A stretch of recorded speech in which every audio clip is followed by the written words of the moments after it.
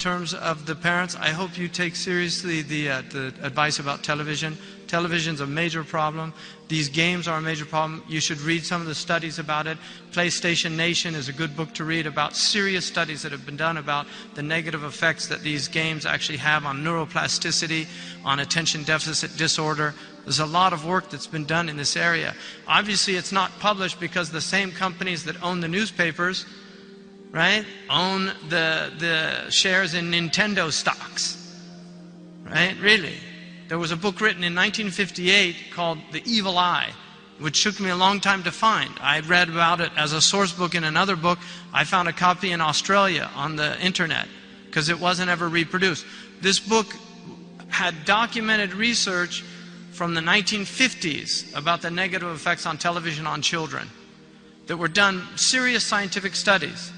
One of the studies that was done found that small children will not watch real-time television.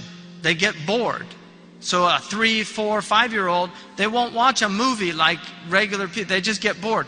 So that's why if you look at children programming, it's speeded up. It's not in real time. So Sesame Street, it's all quick things, changing images.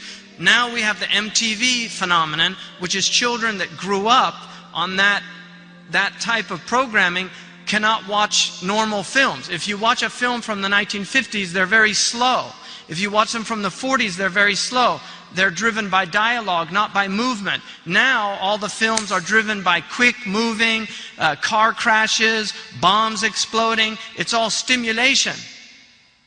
Because young people can't watch. If you watch plots like Crash, older people that watch those films can't even keep up because it's just too fast for them. This is what's happening. And then we have attention deficit disorder is a major problem in the developed nations and increasingly a problem in other places. 1 out of every 58 males in the United States of America is now diagnosed with autism. Tawahud. 1 out of 58. It's a disease that wasn't even identified until the 50s. And very handful of people. Now, since the 1980s, there have been a massive explosion of Asperger's disease, autism, and you're starting to see autism now in the Arab countries. Children are overstimulated, they're becoming hyperactive because you're putting them in front of all these interactive things, so they can't sit in a classroom without fidgeting and getting completely their train of thought is lost. They can't concentrate for long periods of time. They won't be able to read books. A book like the Brothers Karamazov in English literature is a long book. There's a lot of plot changes. There's a lot of characters that you have to keep in mind. If you've ever read Russian literature, you have to memorize several names to keep up with what's going on. And some of the characters have 3 or 4 different names. You won't have students that are able to read that.